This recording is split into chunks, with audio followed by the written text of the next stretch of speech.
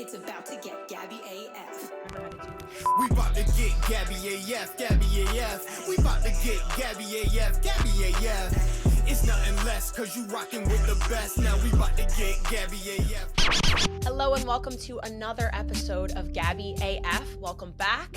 And again, I have another special guest, one of my friends that we really connected because she is also from New Jersey and I cannot stay away from all these Jersey girls. They are my favorite.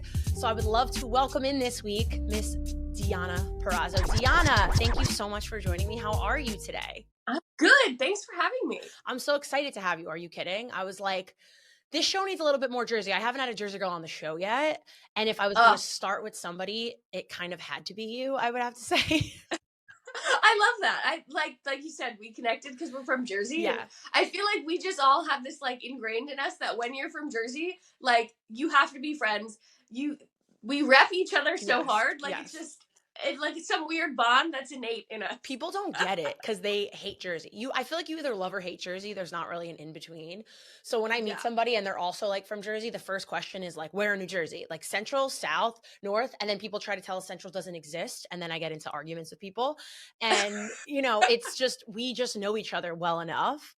So I feel like that's how we connected right away. But so I'm happy you're here. And we were already talking before the show about like Jersey holidays and the weather and stuff like that, because that's just how we roll. But so I'm excited. I'm excited you're here. And even though you are in Florida now, so that's a little bit of a traitor kind of thing, but it is. I didn't have a choice. I had to move here, but I also feel like now my life is just here. And we were talking about like, when we want to come home, we have 3 dogs. It's so hard now to just like be like, hey, we're going to pack up and drive. Mm-hmm.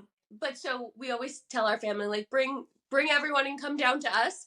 And Steve's mom is so sweet and will like go to Calandra's and pack pastries for us, or bring down like really good meat and cheese, and like so we get a little taste of a Jersey Christmas from our parents. Yeah, but it's not the same. There can't be good pizza and bagels in Florida. Like there's not.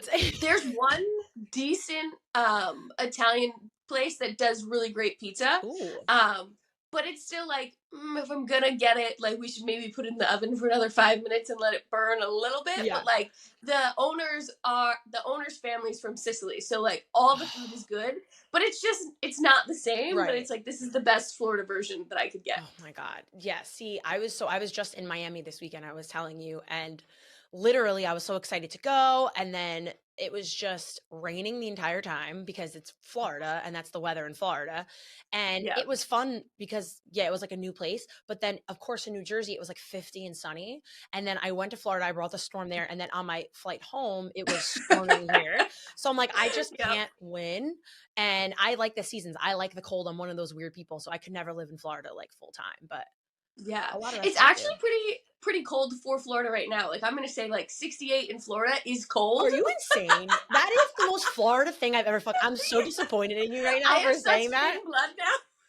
You're gonna come home to Jersey for like a weekend. It's gonna be 40, and you're gonna be like an Eskimo wrapped in like a puffer coat. Like, we were in Philly last weekend, and it was 40s and 50s, and I was like, 50 in Philly is different than 50 in Florida. Oh my God. No, Deonna, you've completely turned now. I don't even know if I can call you a Jersey girl anymore, because that is really, I'm a little disappointed. I'm not gonna lie, but that's so funny. It sucks.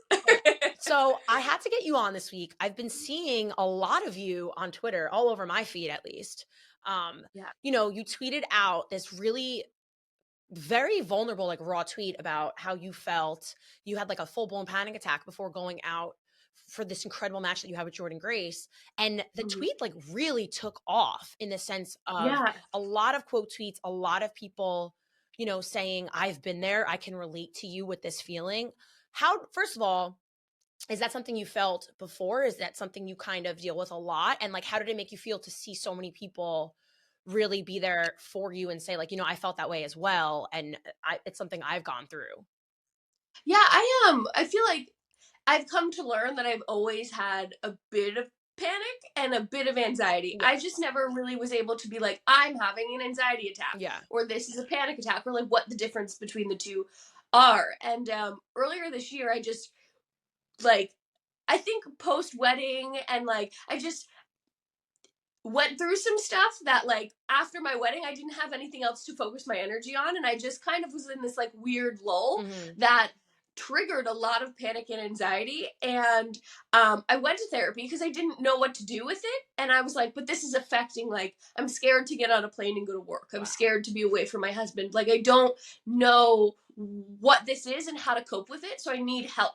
I need professional help. And honestly, I think it was the best thing I ever did for me because it's helped in, like, every facet of my life. But in that, for that tweet, like, when I saw someone like that tweet and it brought me back, when I see that clip of myself, that's what I see. I see this girl who literally 5 seconds before said to Jordynne, like, I just need you to know I'm having a full-blown panic attack, and I this has never happened to me before in wrestling. Right. So I don't know what I'm going to be like when I go out there. And if I forget or if I don't know where I am or what I'm doing, I just need you to know why and, like, help me. Wow. You know, like, I want this to be good, but I might need to lean on you a little bit more. Right. And I mean, I think a lot of people praised me for the tweet, but it was more like also a nod to Jordynne for being, one, a very great friend of mine, but also someone that was like, hey, we got this and I got you, you know? And I don't think that's easy to find in life, but also in wrestling. So I definitely didn't expect the tweet to, like, blow up as much as it did. But yeah, it was also like, I go through this and it's taboo to talk about still. Yes. And I feel like I've talked about it more and more over the last year of, like, hey, I go through this and I sought help. And if you're going through it too, like, I think hearing someone talk about it or tweet about it or just be vulnerable and admit that is still a weird thing in society. So I think I also tweeted last night, like, the more we challenge the status quo, that's how we produce change. For sure. And I guess that's kind of what I was trying to do, but without trying to do it, I don't know. Yeah. No, I mean, it's amazing. And like you said, it is kind of taboo to talk about. And it's so weird because the majority of people do deal with a lot of anxiety or panic, and, like, sometimes you don't even know it. Like, certain like symptoms of full-blown anxiety or, like, a panic attack you could have easily and, like, not know you're having a panic attack, right? And or some things are trigger it or what it is. And I think you even just opening up the conversation for discussion for fans to see, just for other people to see, such a relatable thing. And it is going to change. It takes just one person or the next person, or just that, you know, that domino effect of what you did with just a simple tweet in that way really started people to be like, oh, maybe, like, that's something I should get help with too, because Deonna got help and it's not, you know, I shouldn't be embarrassed that I felt that way. So, you know, props to you for doing that, because it's not the easiest thing to do either, because I think people see wrestlers one way on their TV and they think, like, that's how you are all the time. But at the end of the day, you're human beings who deal with very real life feelings. And that just goes to show, like, the kind of person that you are, that you can easily talk about it in that sense. So I think you did a lot. Thank you. There was a guy who tweeted, like, oh, and it made me so angry, and I just had to be like, put down the phone, Deonna. Yeah. Something to the effect of, like, you ruin your character development and all the storylines by tweeting something like this. And it's like, first of all, dude, the story between me and Jordynne was not, like, this, like, heated rival. Like, it was a heated rivalry, but there was respect and, like, you know, it wasn't like a I hate you and you hate me kind of situation. It was like, I've just went up to you, so beat me if you can. Yeah. Like, so that is just, we got to put that aside because you're wrong. Right. But then also, yes, like, you need to have these conversations, because I feel like I felt so alone, wondering, like, what is wrong with me and what is going on and how do I deal with this? And knowing that, like, my therapist sees a therapist, you know, and like, my therapist goes through these things, and, like, my mom has bad panic and anxiety. And so, like, being able to talk to my mom about it or whatever, but that helped me, just knowing, like, I'm not alone in this situation. Right. So people who, like, aren't public figures, that don't necessarily, like, have the ability to just be like, I'm going to talk to this person, or maybe they can't seek therapy or whatever that reason might be, like, to see that your favorite wrestler or someone you follow on Twitter and Instagram might be going through that is just, like, one avenue of communication that is a positive of social media, because there's a lot of negatives. Yes. If we could use it for one positive, then that's my positive, is showing you guys, like, yeah, I am human. And yes, the Virtuosa is this, like, cool, calm, collected, she can handle everything in the ring, but Deonna Purrazzo isn't always like that. And I've had to learn that that's okay. Yeah. So I think we all need to learn that's okay. And we got to have those conversations, hard or not fit for wrestling storylines or not. We have to have those conversations. For sure. And I think at the end of the day, people's mental health is the most important thing. Like, no matter what, championships, you know what I mean? Title belts, fame, like everything, that's all great and good. But if you're not good with you at the end of the day and you are looking at yourself in the mirror and you're not okay, it's okay to seek help or not feel alone, because that's the worst feeling in the world. I have been there, especially this year. It's been very taxing on me. And there were times where I was in very, very dark, low places. And it's okay to not be okay, but you just need to figure out ways to make yourself better, because there's always going to be a light at the end of the tunnel, right? And there's always going to be someone that is going to want to help you. It's that first step is like knowing you need the help and going for it. So if you changed one person that read that from you to go get help or something, like, you've done an amazing thing. So and more than wrestling, right? Right.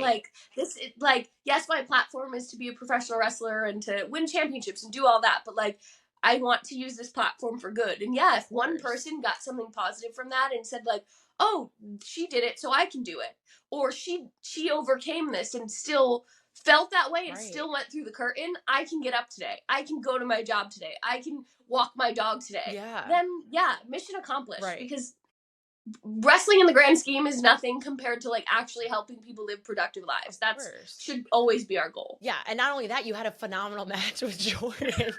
Like, one of the best matches, like, so good. And you mentioned too how you leaned so much on Jordynne for that. And Jordynne said like the nicest stuff about you, especially after the tweet. And something I've noticed, I think now TNA, it was Impact. It's amazing that it's TNA again, which is crazy. But the TNA Knockouts division, I just think the camaraderie that you women have, like, you put up videos together, you take all these fun TikToks, you do these things. Like, I think it's such a beautiful thing. And I've been backstage at Impact before, luckily. And like, I know a lot of you girls, and you're all just the most kind, welcoming people in the business. And like, you can just tell there's so much love between you guys. So like, talk a little bit about that and like the support system that you do have in that TNA locker room, because I think it's a pretty rare and like beautiful thing. Yeah, I've never been in a locker room like this before. And I think Impact TNA gets the like stigma of like the land of the misfit toys. I hate that analogy, but it's kind of true. And we all come from wherever we came from, and just try to like put on the best product, and we all push each other to do that. And I think there's just this understanding that we're the underdogs. We're here to try to change our perception, and sometimes that's easier than it is other times, but if we work together and we push each other to be our best, then at the end of the day, like, as long as we're proud with what we put out there, that's all that matters. And I feel like our entire locker room embodies that. But I think with us girls, like, we celebrate each other, and I've never had a group of girls, like, because I feel like women's wrestling still has the perception of like being catty, and I get it, we're still fighting for opportunities, we're still fighting for like equal TV time and things like that, but at TNA, at Impact, like, the women are main eventing more and more often, the women are getting more and more time on TV, and so there's not this like, there's one spot and it has to be mine. There's opportunity for everyone, and we're all different. We all are unique, and like how we present ourselves on TV brings something different to the table. And because we're not fighting like that for TV time, we can celebrate each other a lot more. So, and I think it shows in your matches too, because you're like, as much as you're like, I want to make myself look good, you're doing stuff to make each other look good. And it like, and that's why I've said this, and I'm not just saying this because you're with me today. I think the Knockouts division is one of the best division for women across the business right now. Like, you guys are just absolutely killing it. The storytelling, the in-ring matches, and like the improvement of so many people as well, just getting better and better. That's a testament to you guys, because anyone can be good for themselves. You guys do it as like a team to be good for each other. And it's really like an amazing thing to watch. You've had some of the craziest, best matches that I've seen in TNA. So, talk a little bit, what was your favorite match that you've had in like Impact? What stands out to you if you look back at your time in Impact and you're like, this was to me the most meaningful? Or because it might not be something we think we know. So I always like to ask, because I'm like, what for you, did something happen behind the scenes? Like, what stands out to you? In match-wise, I think my answer will always be myself and Jordynne Grace at Slammiversary 2020. Yeah. I just think there was a ton of pressure I put pressure on myself to like perform and deliver. I had just been released from NXT and I went on like a whole media tirade of like, I was treated wrong. I'm better than how I was treated. Like, screw this. I'm out here to like prove people wrong. I want revenge. So going into that Slammiversary, 6 months later, was it 5 months later? I just felt like I have to perform and I have to back up all the shit that I talked, right? Of course. Yeah, for sure. And I think I did, but also it was my first world championship. So there was that element of like when I was told I was winning, I was like, no, it'll change. No way. Like, and then I won and I was like, oh shit, this is real. Like, so I think it's just a lot of emotions went into that and a lot of like, I felt validated after, like, I was right. I could bet on myself and I did what I was set out to do. So here I am and take it or leave it. And that just kind of like also skyrocketed my confidence and everything I did thereafter. I think in terms of our locker room, I tend to like not necessarily be like I'm a leader, and I know I am looked in that way to some of the girls, but like I don't necessarily always try to take on that role. I'm more of like you can come to me if you need anything and I take a back seat, but I'm here. Yeah. And Alicia Edwards it was the weekend you were with us in White Plains. Yeah. She wrestled, I think it was her first pay-per-view match for the Knockouts World Championship ever since she's been with Impact TNA. And I just knew that if this was me or if this was another girl, Alicia would have a bottle of champagne. She'd have treats in the back. Like, that's what she does for us. We call her Party Mom because she's always planning. She threw me and Steve and got like a little like pre-wedding party, and we do birthday parties and anniversaries and baby showers and all these things. I knew that if someone else was hitting that milestone that she hit, she would do something. So I had champagne in the back for us, and we popped it and covered her. And like, there's a really great picture of Jordan's holding her up, and I have champagne in the back, like, and it's one of my favorites from my time there because I just felt like, okay, I'm kind of stepping into this role today because you're not here to do it. And we need to show you that same love and respect that you show us. That's amazing. And that just goes to show the camaraderie, like I've said, like in the locker room there. And shout out to Alicia too. I love her. Quick story about Alicia. Like when I first worked with Women's Wrestling Army and I was backstage interviewing, it was my first time ever doing it. And I was scared out of my mind. The second I got there, we were sitting there for makeup, and this is just how she is. We were sitting there getting makeup done, and she looks over at me and she was like, "You're the interviewer?" And I was like, "Yeah." And she goes, "You need to go first." And I was like, "Oh, well, like there's a line, like whatever." And she was like, No.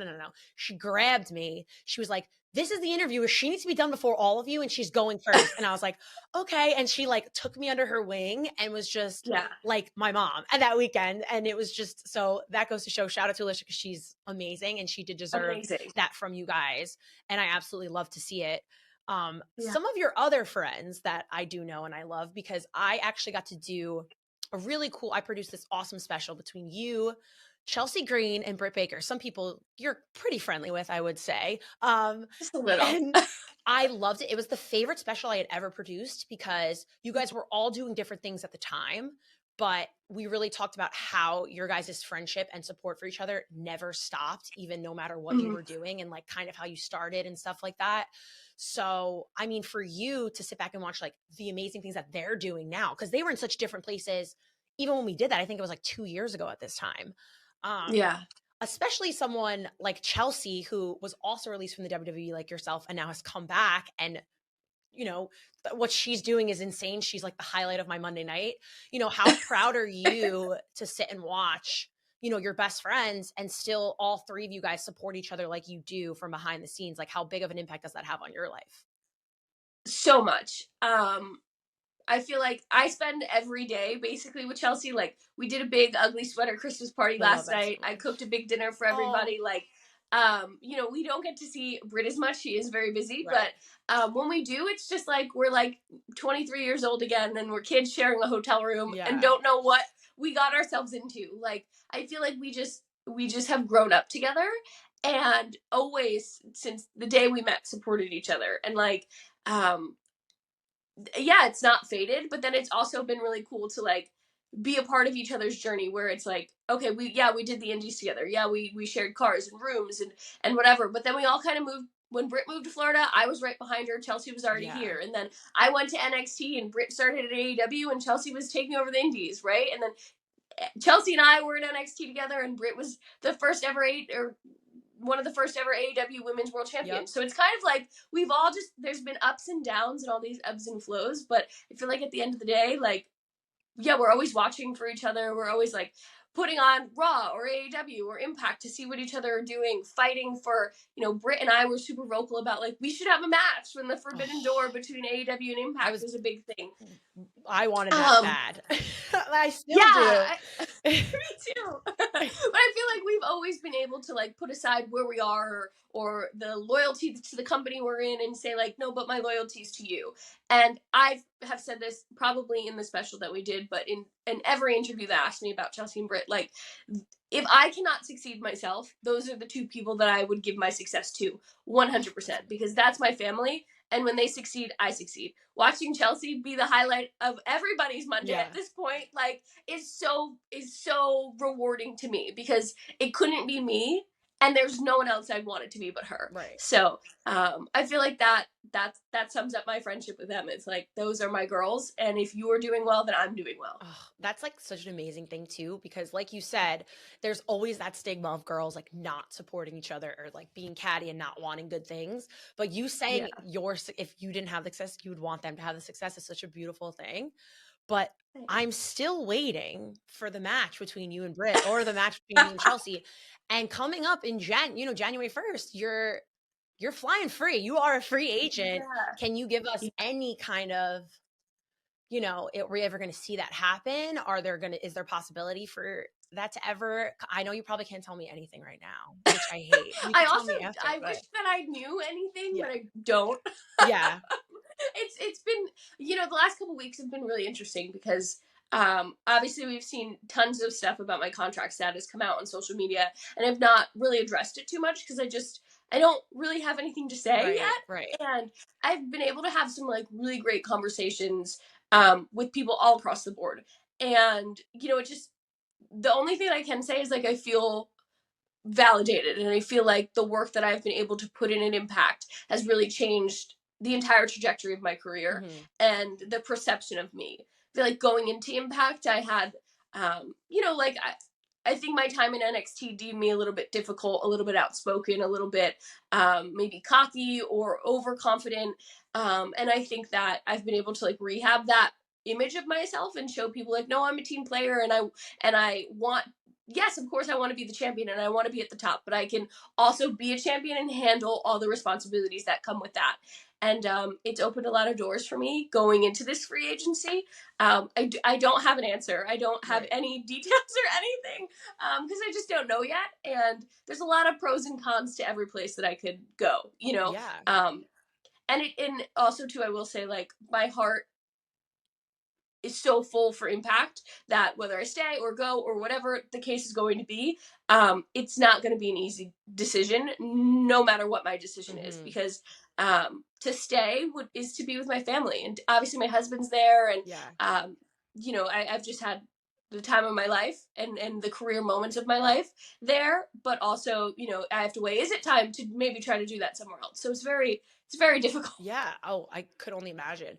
But I will say, like, I think what you've done, and I've been on record saying this when I worked with Busted Open, we did specials and stuff, when what you did with the Virtuosa from getting your release in the WWE and how far you've come with that, especially in like Impact when you were the champion, you were like my comeback story to me, because you were somebody that you did bet on yourself so much so, and you carried that championship with such grace and like such persistence, and you were so confident the way I watched you. This was before I really, really knew you that well. So it wasn't even like me just getting the character of what you actually are now that we are friends and I do know you in that way. But, you could have easily been like, oh, pissed off that you got released and really went down on yourself and went down this road where you were angry or you were bratty or you did take it in a bad way and you're like, I didn't need any fixing, I didn't need to mature, nothing like that, and you did the complete opposite and you were like, I'm going to show everybody like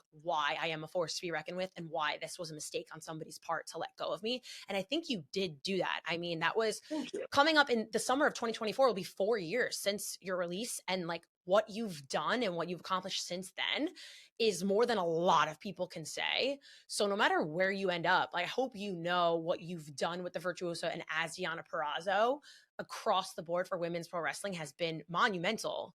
And you're a comeback story that nobody can touch ever.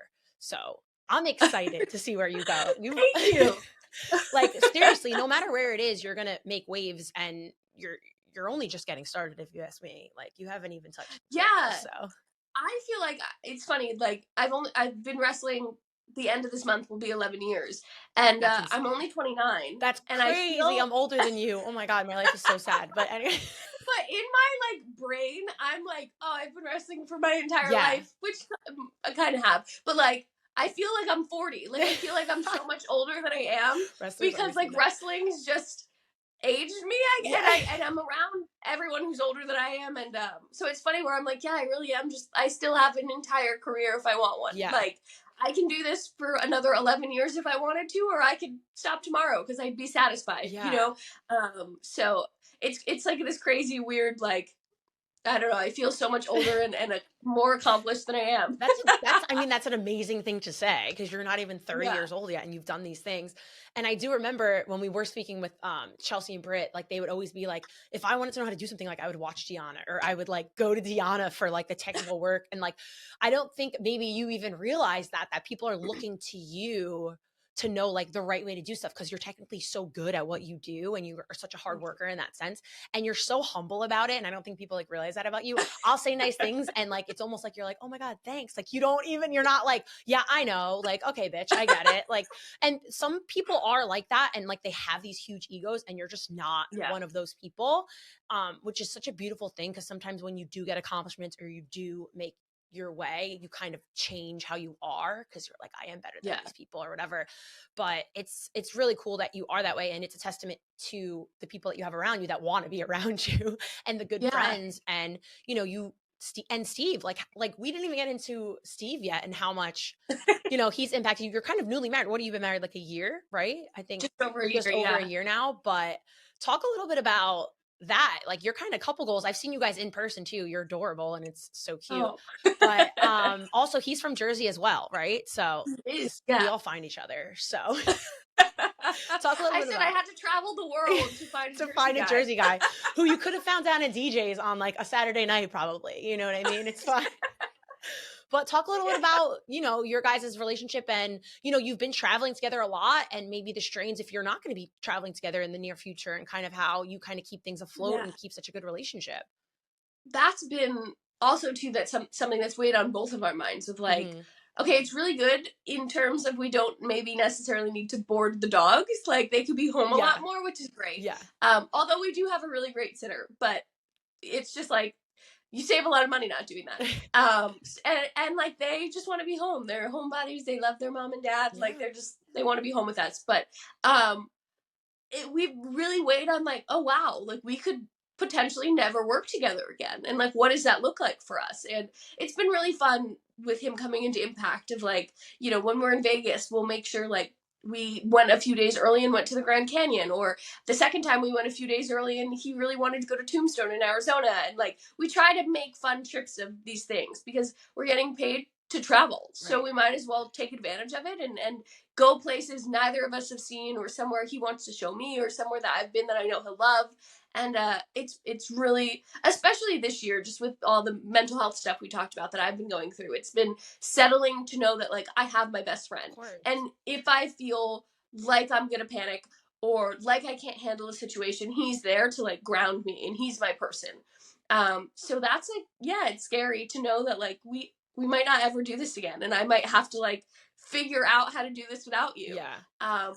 So I don't know, but it's been so fun to like, I always talk about his development, and he kind of had to do the same thing that I did, and he's an amazing comeback story himself, where he had never done independent wrestling on like a high level. You know, he started wrestling right out of the Marine Corps and was signed within a year. So maybe he did 2 or 3 independent shows, but he didn't know what indie wrestling was. Right. And then here we are, you know, 2021, I think it was when he got released, and he was like, do I get a regular job or do I figure this out? And I'm like, oh no, you figure this out. Yeah. And I did indie wrestling at the highest level for years. You're good. Yeah. So just to see him get a shot at Impact and be a former world champion, and like a lot of his dreams have come true with Impact TNA wrestling, has been really fun to be there and be a part of. I mean, this picture here, we won the championships together on the same day. Like, power couple. Yeah, it's been really fun. That's so nice. He had you to kind of lean on too, because you had been through it. So it's so interesting that he's like, what do I do? And you kind of watch him on the sideline get his dreams made and like kind of progress. That's like a beautiful thing to go through together, you know, like, and now whatever happens with you as well, he's going to sit there and be like your number one fan always. So I think that's like really beautiful. People wish they could find that in their lives, you know? And a lot of couples, I say like, I don't know how wrestlers date anybody else that aren't like wrestlers, because I feel like you guys have the craziest schedule, and it's just so what you guys do on your bodies and kind of mentally, like I feel like if you're not in it, it's hard to understand it. 100%. So I wish you guys all the best. And I met Steve and he's so sweet. Thank you. It's so funny because when I first met Steve, he was very quiet and he's very like laid back and chill, and like just knowing you and you're like, oh, and I'm like, I get it. I see it. Like, you know what I mean? It's like everyone says like, I'm going to need somebody who's very laid back and like quiet because I am this way. And I'm like, oh my God, like it's a Jersey thing. I'm telling you, it's a Jersey thing. Like, yeah, we are 100% like balance to each other's yang the and balance each other, because I'm very much like, you should just ask and you should be vocal and like, you know, you have to defend yourself. And he's like, it's fine. Like it doesn't, you know, like everything's going to work out. Relax.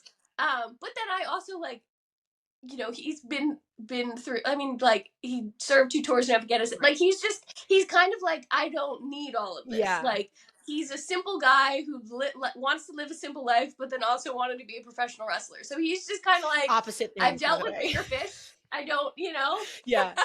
I'm simple, but I want to do the craziest job ever. That is the most mentally, physically taxing thing of all time. But like, let's do it. And I'll get my wife. He's like, I just want to work. Like, everything else doesn't matter. I just want to like get in the ring and work. And I'm like, okay, like, all right, do you? I'm not going to get involved. I love it so much. But I mean, it works for you guys because you seem very happy and it's kind of an amazing thing to look up to for sure. But thank you. But yeah, I mean, I'm throwing this into the manifestation of the universe that I'm going to see at the Royal Rumble this year, because that's coming up soon. And this is just a little fun that I've had, because I asked Mickie this when I had Mickie on, if, you know, if she's thrown in the Royal Rumble, we never know. If that were to happen, I would love to see it, you know. If anything were to happen and you were thrown in and you were in the WWE and it was a beautiful thing, and, you know, obviously all rhetorical, not happening, who would be your challenge? Like, who would you want to face? Oh, that's tough. I know. That's why I ask the tough questions on Gabby AF. We don't mess around here. You know what I mean? I make my guests think really hard, not too hard. Yeah. But... yeah, because so it's Rio or Io, right? Yeah. Rhea or Io. God, I wish I could choose both. Have you ever worked with either of them before? Yes. Okay. So I wrestled Rhea, I mean, a ton of times, just like on the NXT, like house show loops, coconut shows. We wrestled for the NXT UK championship in the main event of an NXT UK, where Rhea defeated me. But I feel like there's that of like, we know each other very well, but then there's also like Io, who I've wrestled in Japan a ton. We actually were in the same PC class at the same time, July 2018. So we came in together, and I feel like that would be a really cool story to tell too, of like, look what you've gone on to do while you stayed in WWE, and I had to leave and like redeem myself a little bit, and now I'm coming back for your championship. I feel like is a really cool story. So I feel like my answer is Io. Interesting. Yeah, I feel like it's Io. Listen, I'm putting everything into manifestation is like a thing, apparently. I don't know. I've been watching a lot of TikToks. 100%. And you have to, like, you know, put it under your pillow and write the thing. Like, I don't know what goes on with those things, but it works for a lot of people. So Yeah. I've been trying to manifest a lot of things for myself. I haven't seen any money or a perfect man come yet. So I don't know how much it's working, but I'm trying. Keep manifesting. Keep manifesting it. I'd like the money first. The man can be whenever, but I'm manifesting everything. But more than I'm a big manifester. Are I you? swear. Like, I just talked about this. I did Cody Deaner's podcast, and there's a clip he posted where I was like, I was 9 years old, like manifesting that I was going to be a professional wrestler. Stop. And then at 18, my last high school assignment was to like write where you want to be in 5 years. And it was, I want to be a professional wrestler. I hope you're killing it on the indies, or I hope you've signed somewhere and are walking down a ramp with gold. Like, I wrote it out. I manifested it. I'm a big journaler anyway, but the power of manifestation is legit. Wow. I should really take it more seriously then, maybe. Yeah, 100%. Wow. I'm living my dream. This is all I've ever wanted since I was 9. So yeah. That is amazing. That's like, oh, I get emotional thinking, like, that's like a really crazy thing. And you're like you said, you're not even 30 years old. Like, what more is to come in the next 10 years for you is just, and you're just such a good person. And thank you so much for joining me. And like, I love you. I'm so happy you came on with me. And I hope people take away from this more than anything past the Virtuosa, just like how you are, and just such always a good friend and a good person. And you've always been so kind to me, even when I was just a random producer that was like trying to book you on a show. And I texted you to come on and you were like, oh my God, yeah, like within minutes. So I wish nothing but the absolute best and greatest for you. And I know wherever you go next, you're going to do a million amazing things, and people are always looking up to you, and you've just been such a good testament of a human being. And I love you, and thank you for coming on the show. And you're from Jersey, so I love you forever. Cry, no, I mean, I don't mean to I make my guests cry. I don't mean to do that. I don't want to make you cry, but I hope people just realize, you know, I've been blessed to get to know people behind the curtain and behind the ring, and you meet some really, really amazing people, and you're one of those great people that I've gotten to become friends with, and that's a blessing in and of itself. So I wish you nothing but the most amazing things, and I know you're going to kill it wherever you end up, and I can't wait to watch and see. And then I'll have you on in a year when you're a champion again somewhere else, and you're absolutely fucking crushing it, and you don't have time for anybody but me, so it'll be great. I will always make time for you, don't worry. I love you so much. And when you're in Jersey, let me know, because I'm still here rotting away, and we'll get pizza and bagels, because I know you're missing it in that Florida whatever 100%. They're doing there. So I need Benny Tadino's gigantic pizza slice. Dude, it's down the street for me. What are you coming over? That's what I need in my life. Okay. You're coming over, and we're going to we'll vlog it. We'll take video. We're going to show people what that is, because they don't know what we're talking about. But next time you're in Jersey, for sure you're coming, and we're going. So that's a promise. 100%. Okay, awesome. Yeah. Thank you so much, Thank Deonna. you so much for having me. Of course. Seriously, anytime. I love you, and good luck in the future with everything. And I know you're going to kill it. Thank you. All right. That has been another episode of Gabby AF. I can't wait for you guys to tune in next week to see what I have coming up. But until then, LYMNB, love you most, no back. It's about to get Gabby AF. We about to get Gabby AF, Gabby AF. We about to get Gabby AF, Gabby AF. It's nothing less, cause you rockin' with the best. Now we about to get Gabby AF.